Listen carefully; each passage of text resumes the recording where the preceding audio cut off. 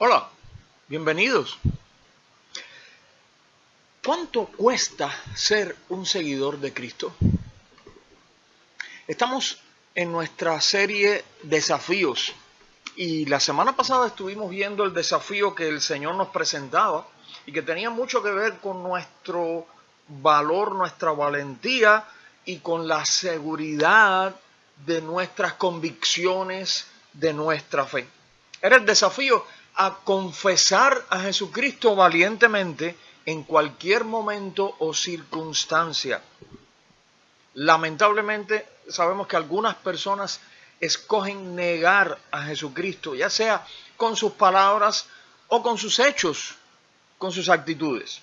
Hoy vamos a estar viendo un desafío muy importante, tan importante que finalmente en él es donde Jesús aclara de una vez y por todas cuál es el costo de seguir a Jesús, de seguirlo a Él, de ser sus discípulos.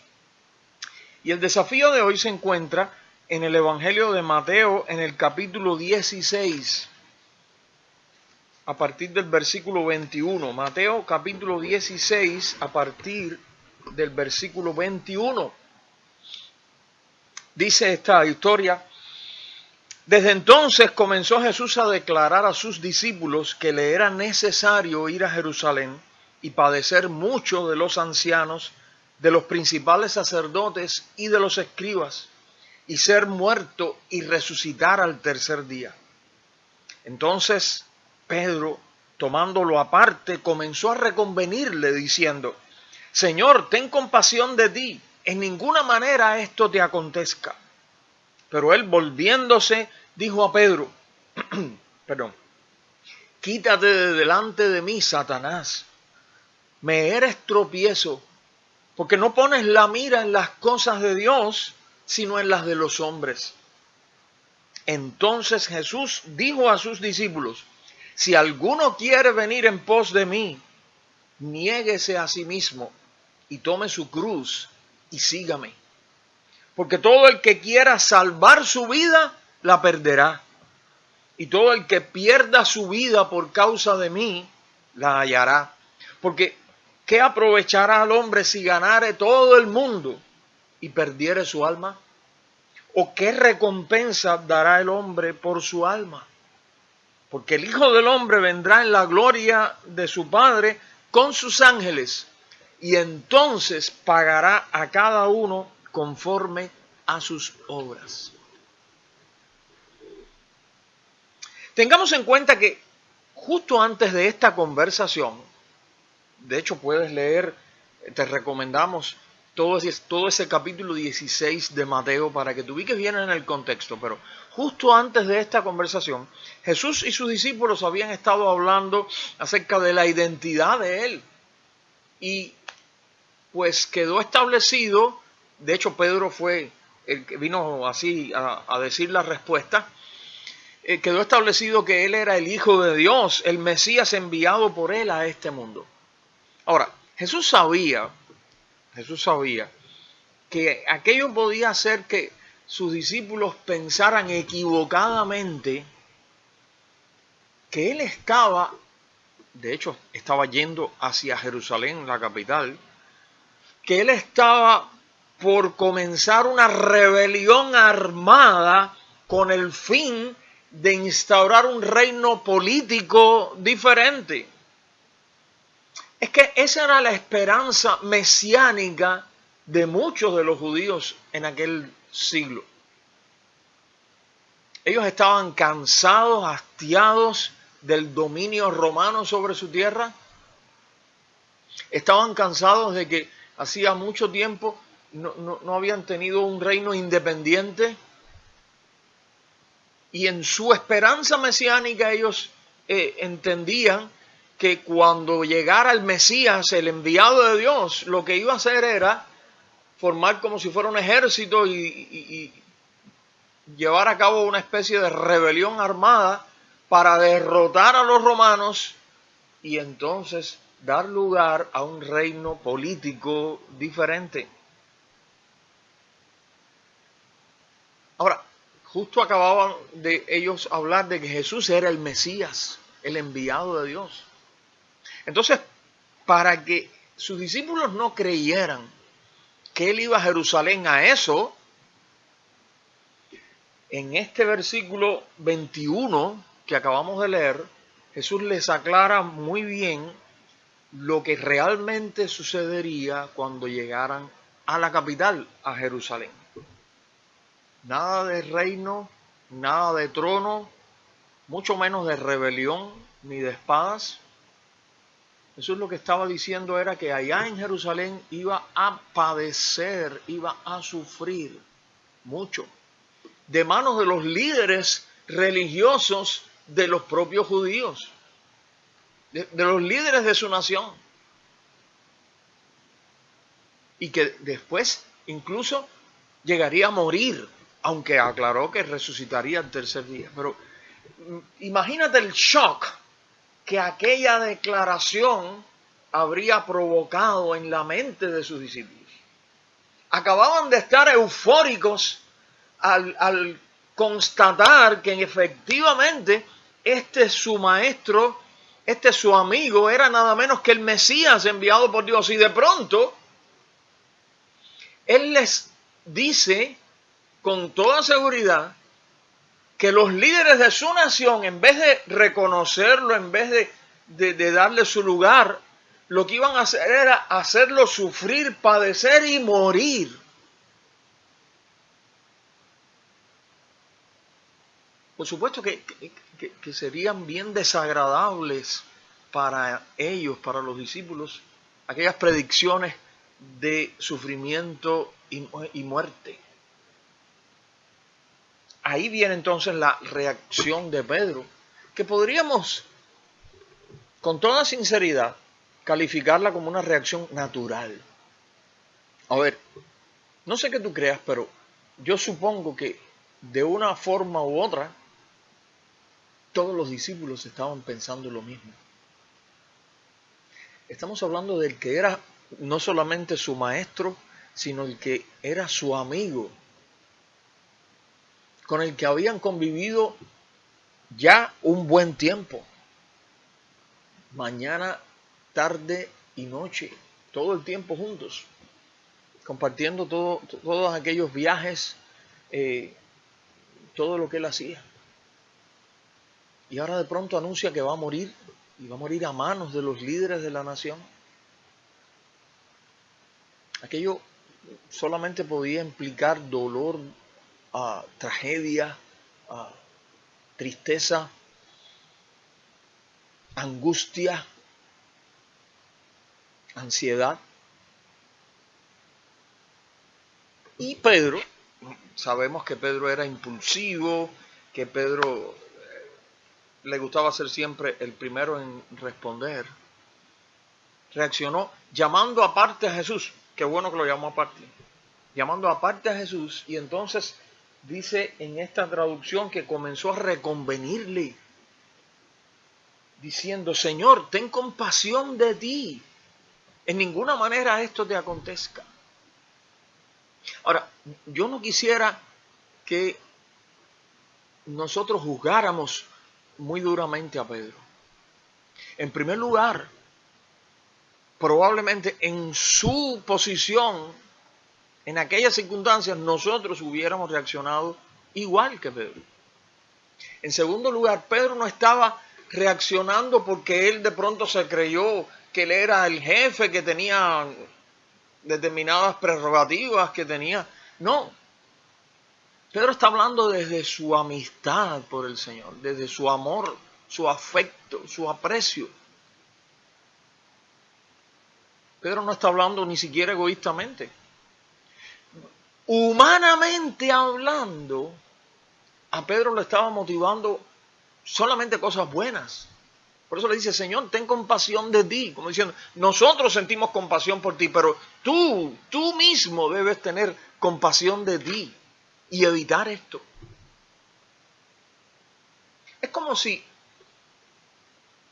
estuvieras tú con un grupo de amigos y de pronto uno de los amigos, un amigo querido, un amigo apreciado, te dijera: vámonos a tal ciudad, por ejemplo, no sé, aquí Orlando, lo que sea, vámonos a tal ciudad, pero allí en esa ciudad lo que me espera es que me van a prender porque hay un grupo allí, imagínate que haya una pandilla, una banda esperando a tu amigo allí, que él diga, esa banda, nada más que yo ponga un pie dentro de la ciudad, me van a encontrar, me van a prender, me van a torturar y me van a matar. ¿Qué le dirías tú a tu amigo? Pues no vayas.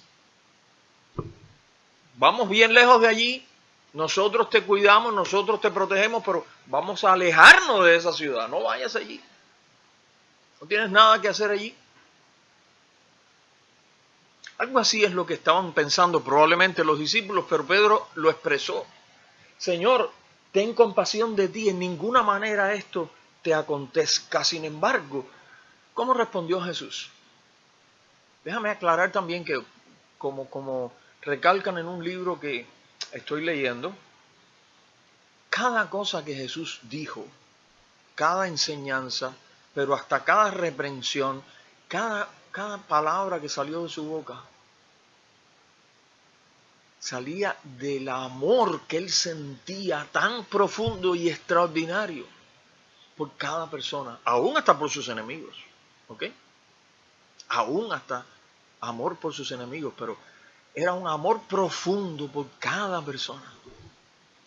Cada vez que leas algo que Jesús dijo o expresó, ten en cuenta que eso estaba saliendo no de odio, ni de resentimiento, ni de amargura, ni de... No, estaba saliendo de su amor profundo por cada una de esas personas. Así que con todo su gran amor hacia Pedro, él lo tuvo que reprochar y decirle, quítate de delante de mí, Satanás, le dijo, me eres tropiezo. ¿Por qué? ¿Por qué le diría Jesús a Pedro, me eres tropiezo? Un tropiezo es un obstáculo, algo que nos impide seguir nuestro camino. ¿De qué manera aquello que Pedro, estaba planteándole a Jesús, podía ser un tropiezo, un obstáculo en el camino de Jesús, que Jesús sabía que era el camino de la cruz? Otra vez vuelve a imaginarte que tú le dices a tus amigos, yo tengo que ir a esta ciudad y en esa ciudad lo que me espera es esto. Y que tú lo dices porque sabes que tienes que ir a esa ciudad, que ese es tu camino, que ese es tu plan, que ese es el proyecto, que esa es la necesidad, ir a esa ciudad sin importar lo que pueda suceder. Pero ahora vienen tus amigos a decirte, no, ¿cómo va a ser? Vaya, ten compasión de ti, nosotros te queremos, no queremos dejarte ir. Imagínate que estás en tu casa y tienes que salir a un lugar lejos, tal vez no vas a ver a los tuyos durante un tiempo, pero de pronto vienen tus niños, hijos, nietos, sobrinos y se te agarran de las piernas y te dicen, no te vayas, no queremos que te vayas, queremos que estés con nosotros, no nos dejes, no nos abandones. Mi pregunta es, ¿eso te ayudaría o eso entorpecería tu camino? Yo creo que eso no ayuda. Estás tal vez tú batallando por aquella decisión que sabes que tienes que tomar, pero que es difícil. Y que vengan de pronto tus hijos, tus nietos, tus sobrinos o tus amigos a llorarte y a decirte, no, ¿cómo va a ser? No lo hagas. Eso nos causa dolor, eso nos causa pena por ti. No te vayas, no hagas esto. Yo creo que aquello, esta es mi opinión así ahora, yo creo que aquello era una especie de también de tentación a Jesús para no seguir adelante con el plan. ¿Por qué? Bueno, por causa de sus amigos, por causa de la compasión que ellos le tenían.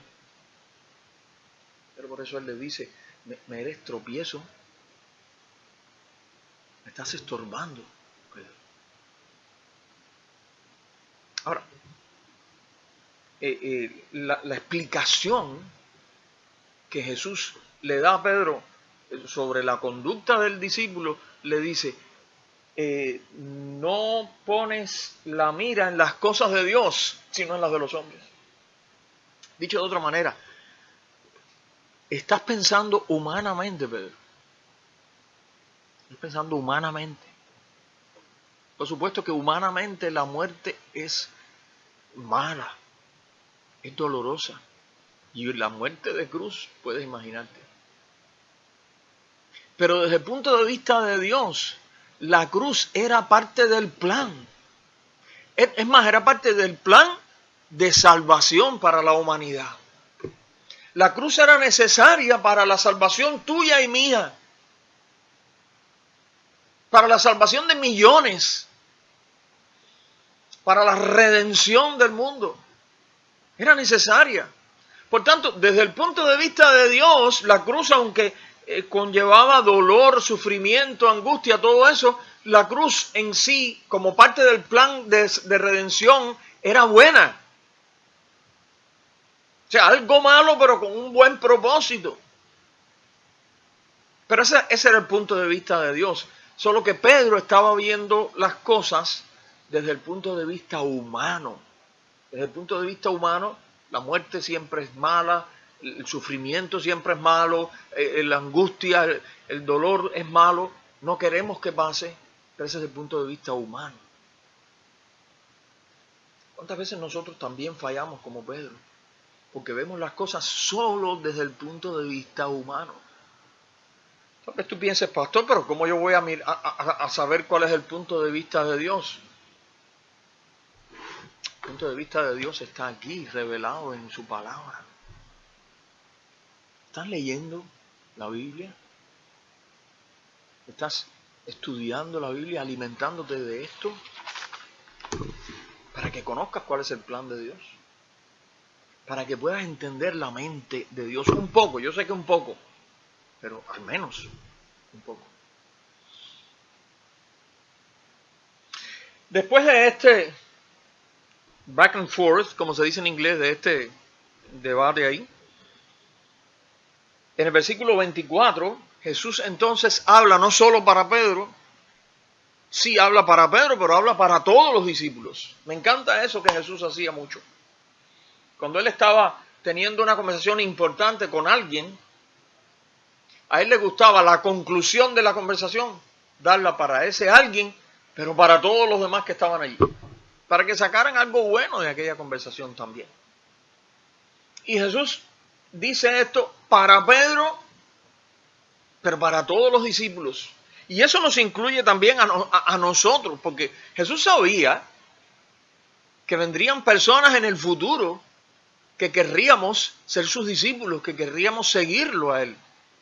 Y por eso él presenta en el versículo 24 este desafío acerca de lo que cuesta realmente seguirlo a él. Lo que cuesta realmente ser su discípulo. Solo para recordar, solo para estar claro, siempre enfatizamos que un discípulo viene siendo algo así como un aprendiz. Es alguien que está cerca de un maestro, viéndolo, escuchándolo, viéndolo en acción, aprendiendo de él constantemente, todo el tiempo aprendiendo del maestro. ¿Con qué propósito?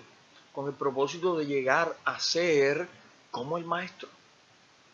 Ahora, un discípulo de Jesucristo es alguien en aquella época y en esta, que busca estar todo el tiempo posible junto al maestro. Junto al maestro, junto a Jesucristo. Aprendiendo de él lo más posible. ¿Con qué propósito? Con el propósito de llegar a ser como Jesús.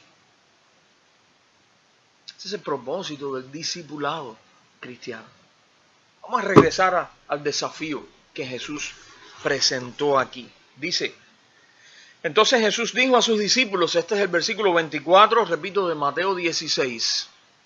Si alguno quiere venir en pos de mí, niéguese a sí mismo y tome su cruz y sígame.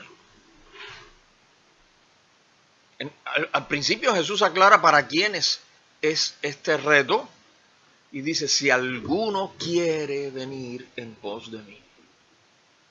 O sea, si alguno me quiere seguir. Curioso que Jesús dice, si alguno quiere, porque, a ver, esto no es obligatorio. No obliga a nadie. No nos obliga a ser sus discípulos. Ni en aquel tiempo lo hacía, ni ahora lo hace. En aquel tiempo lo que hacía era llamar a la gente. En este tiempo lo que hace es llamar a la gente. Te ha llamado a ti, me ha llamado a mí. Ahora las personas responden de diversas maneras. En estos desafíos hemos visto a Jesús llamando a varias personas y también hemos visto personas que inmediatamente lo dejaron todo y lo siguieron, pero también hemos visto personas que empezaron entonces con la vacilación y las dudas y a decirle, maestro, déjame ir primero allá, déjame hacer esto o tal cosa, yo antes voy a hacer esto y después entonces te voy a seguir. Las respuestas son diversas. Hoy en día también, por eso Jesús empieza diciendo, si alguno quiere venir en pos de mí. O sea, si alguno quiere ser mi discípulo. Y a continuación explica las cosas que tendría que hacer esa persona. En otro contexto, un maestro diría, si alguno quiere ser mi discípulo, tiene que pagarme $300 semanales, por ejemplo. Tiene que pagarme $20 la hora o $40 la hora. Eso es si quieres. Pero Jesús no está hablando de un costo de dinero, pero está hablando de un costo mayor. ¿Cuál es el costo? ¿Qué cosas tiene que hacer el que quiera ser discípulo de Jesús? Bueno, dice, si alguno quiere venir en pos de mí, dice 3 cosas. Niéguese a sí mismo, tome su cruz y sígame. La primera es negarse a sí mismo. Negarse a sí mismo quiere decir decirse uno mismo, no. Nosotros estamos más acostumbrados a decirle a la gente, no. Mira, vamos a hacer esto, no. Mira, te invito a comer, no. ¿Te gustaría ocupar esta posición? No. ¿Qué tú crees si haces tal cosa? No. Pero, ¿y qué cuando la idea parte de ti mismo, de tu propia naturaleza humana, de nuestros propios malos deseos? Como dice la Biblia, que de ahí es de donde nace lo que después va a ser el pecado en nosotros. Dice que cada uno es tentado cuando de su propia concupiscencia, son esos malos deseos que hay en nosotros. Dice, cuando de sus propios malos deseos es tentado y seducido. Por ahí empieza la cosa. Pero ¿qué tal si cuando escuchamos esa voz dentro de nosotros que nos incita a hacer lo malo, a decir lo malo, a actuar de una manera que a Dios no le agrada, o a pensar en nosotros mismos, solamente en nosotros, nos decimos no.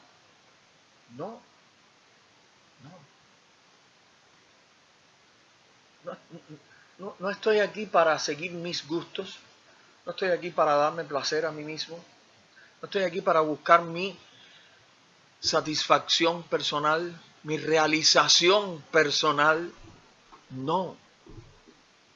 Si quiero ser discípulo de Cristo, tengo que aprender a negarme a mí mismo, a decirme no. Eso suena difícil, porque es difícil. Después viene la frase, tome su cruz. Para que no entendamos mal esta frase, tenemos que pensar, ¿qué significaba la frase tomar la cruz para la gente de aquella época? Para aquellos discípulos que estaban allí, para Jesús, para aquellas personas, ¿qué significaba la frase tomar la cruz? Imagínate que tú estás allí en la ciudad de Jerusalén, en una de las calles principales, y estás allí en una esquina con 3 o 4 de tus amigos, y de pronto ves que va pasando un hombre todo herido, todo golpeado, rodeado de soldados y cargando el peso de una cruz. ¿Qué pensarías acerca de esa persona? ¿Qué pensarías? ¿A dónde crees que va esa persona? ¿A hacer qué? Va a morir. Va a morir. Inmediatamente que en aquel tiempo se veía una persona cargando una cruz, ya se sabía que esa persona iba derecho a la muerte, porque la cruz era un instrumento de muerte, era un medio de ejecución, por cierto, de los criminales, pero era un medio de ejecución, de muerte y de tortura y todo eso, pero al final era muerte. No era otra cosa la cruz. Cuando se hablaba en aquel contexto de tomar la cruz, aquello tenía que ver con muerte. Y si está hablando de algo que se hace voluntariamente, ya eso suena contradictorio, pero en el lenguaje de Jesús lo era así. Si se habla de tomar la cruz voluntariamente, se está hablando de voluntariamente, de estar dispuesto a morir. Tome su cruz. Dice en el Evangelio de Lucas, dice la frase más completa, dice, tome su cruz cada día. Porque lo que está diciendo es cada día. Si quieres seguirme, cada día tienes que estar dispuesto a morir.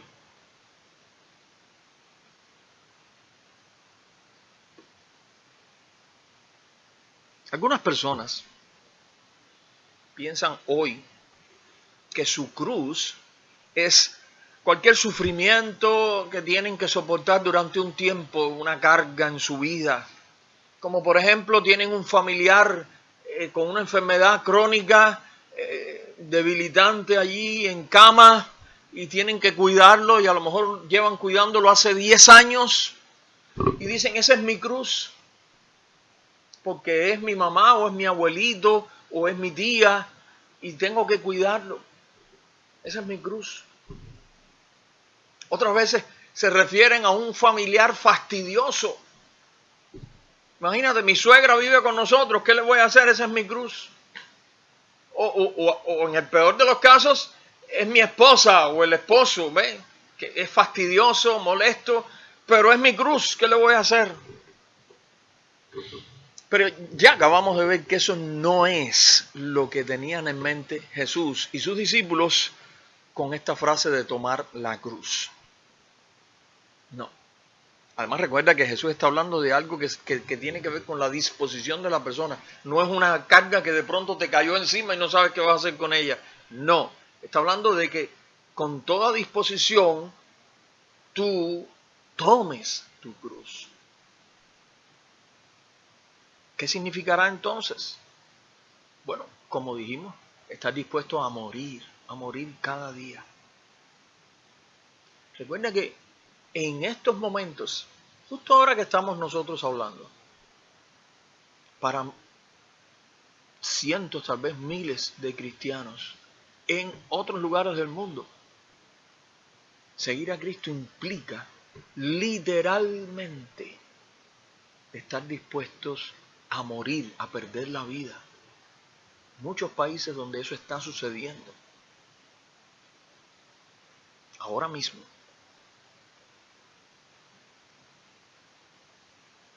Tal vez para ti y para mí no sea ahora, en este momento, literalmente, no se trate de estar dispuesto a morir físicamente.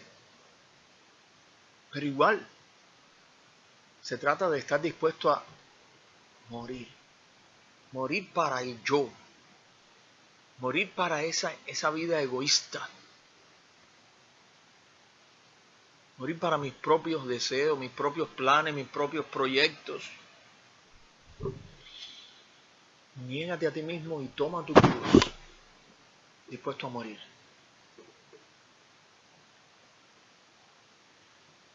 La tercera palabra que Jesús dice es sígame.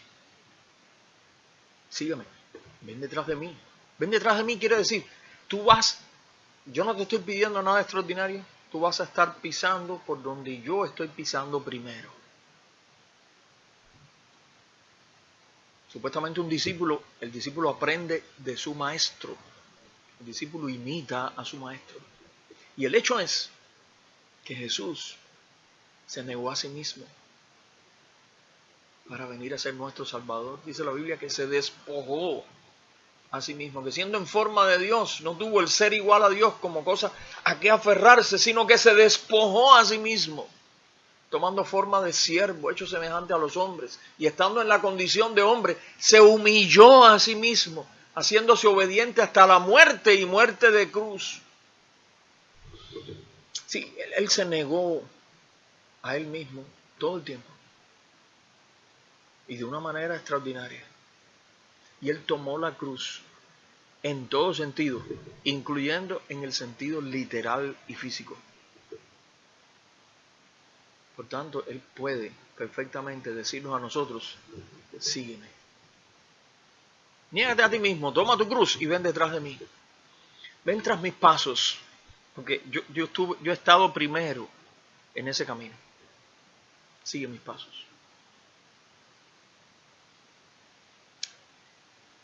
¿Será fácil este costo que Jesús está presentando para el discipulado? No es fácil. No es fácil. Por eso, a continuación del desafío del versículo 24, Jesús aclara en el versículo 25 y 26, explicándonos que vale la pena perder aquí lo que haya que perder si es que queremos obtener algo muy valioso. Voy a leerlo de nuevo. Porque todo el que quiera salvar su vida la perderá, y todo el que pierda su vida por causa de mí la hallará. Porque ¿qué aprovechará el hombre si ganare todo el mundo y perdiere su alma? ¿O qué recompensa dará el hombre por su alma?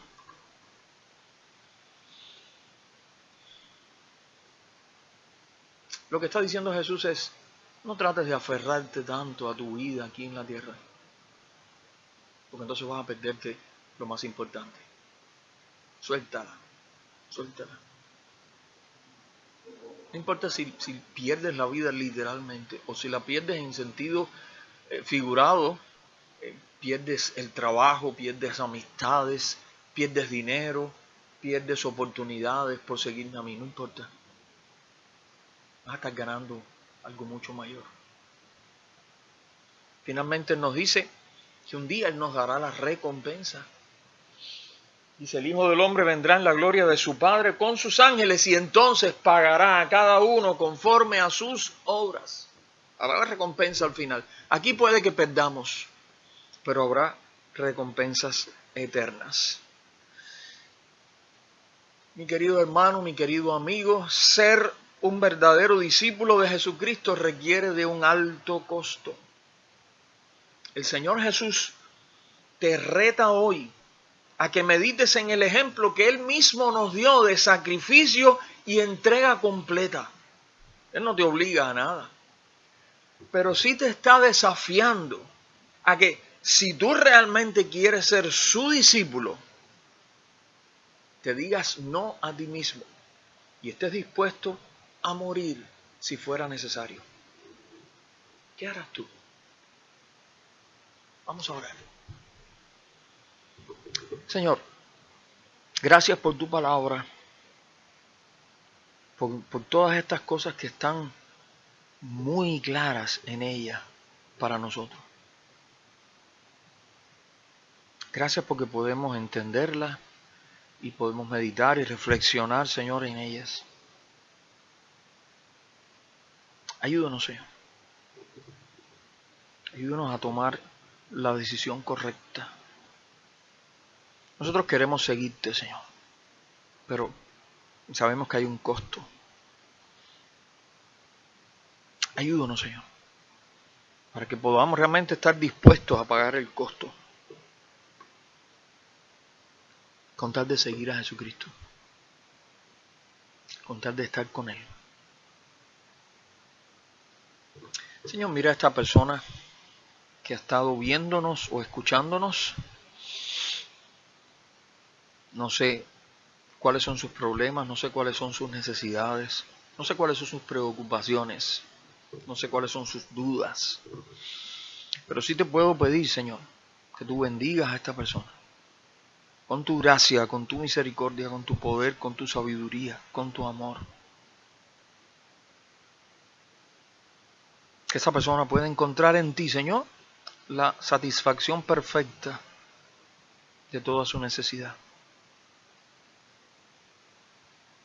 Y que pueda, Señor, entender este desafío y que pueda responder positivamente al llamado, al reto de Jesús. Ayúdanos, Señor. Danos el valor y la fuerza que necesitamos. Te lo pedimos en el nombre de Jesús tuyo. Amén. El Señor te bendiga y te fortalezca. Será hasta la otra semana en el próximo desafío.